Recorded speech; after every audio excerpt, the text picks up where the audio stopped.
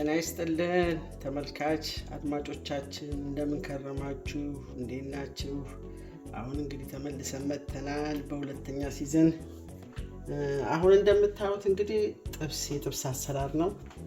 ያው የኛ የባህል ጥብስ እንደሆነ ለየት ይላል። አሁን እንግዲህ አሳያችኋለሁ ማለት ነው። እንግዲህ እንደምታዩት የጥብስ ቅመም አለን። እዚህ ጋር ጨው አለን። እዚህ አዝመሪ ነው የጥብስ እንጨት አለን። እዚህ ጋር ሽንኩርት አለ። እዚህም ዘይት አለ። ከዛ አሁን ስጋውን እንግዲህ እንከትፈዋለን ማለት ነው።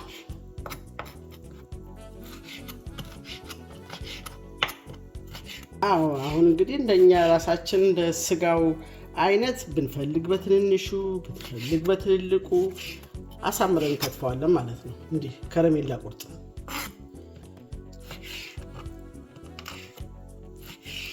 የመጥበሻ ድስታችን ይሄን ይመስላል። ዘይት እንደ ፍላጎታችሁ ነው የምትጨምሩት። ይሄን ያልመጥ ከሁለት ማንኪያ በላይ ማለፍ ሾርባ ማንኪያ በላይ ማለፍ የለበትም።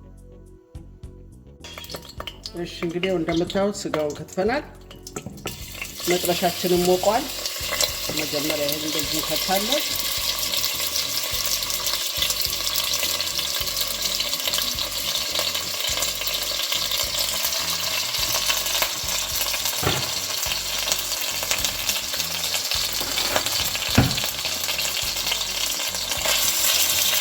ይሄንን በማማሰል በጣም ሳይበስል በጣም ጥሬ ሳይሆን እንደዚህ እያማሰልነው መልኩን ሲለውጥ ሽንኩርቱን እንጨምራለን ማለት ነው።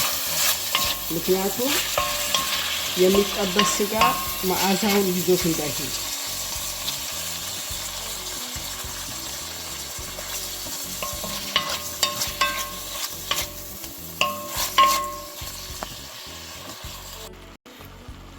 አሁን እንግዲህ እንደምታዩት ጨው እንጨምራለን።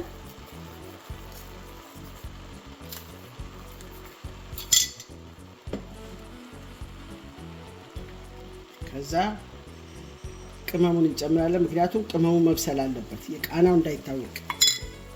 አሁን እንደምታዩት እንግዲህ ይሄ ቅመም የተሰራው ሮዝሜሪ አለው፣ ነጭ አዝሙድ አለው፣ ነጭ ሽንኩርት አለው፣ ዝንጅብል አለው፣ ኮረሪማ አለው። ለጥብስ የተዘጋጀ ማለት ነው። አሁን እንግዲህ ሽንኩርቱን እንጨምራለን።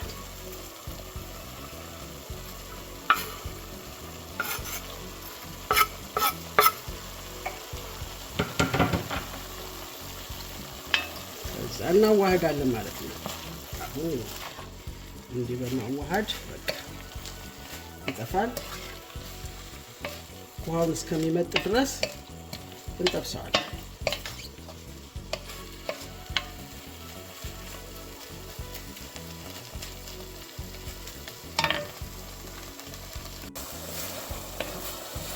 እንግዲህ እንደምታዩት ቅድም ያያችሁ ሽንኩርት እንዴት ወደ ቦታው እንደገባ ሽታው ነግራችሁ አልችልም። ያውላችሁ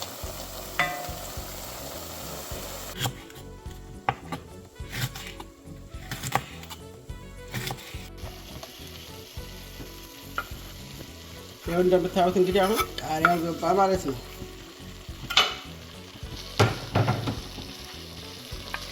በጣም መብሰል የለበትም ቃሪያው። እንዲሁ ለጎስ አድርገነው ሮዝሜሪ ይገባል። ይሄው አሁን ቅቤ እናስገባለን ማለት ነው። ቅቤያችን ይሄን ይመስላል።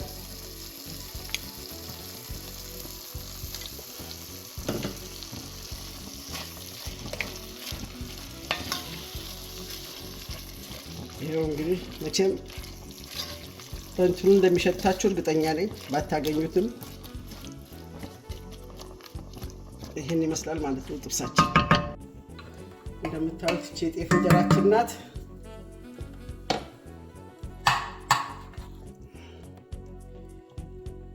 እቺ ላይ ስትቀመጥ እንግዲህ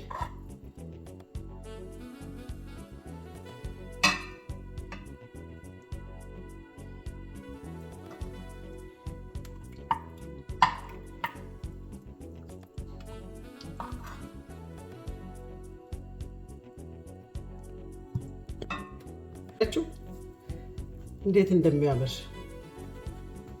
በዚህ ላይ ቃሪያዋ ስትጨመርበት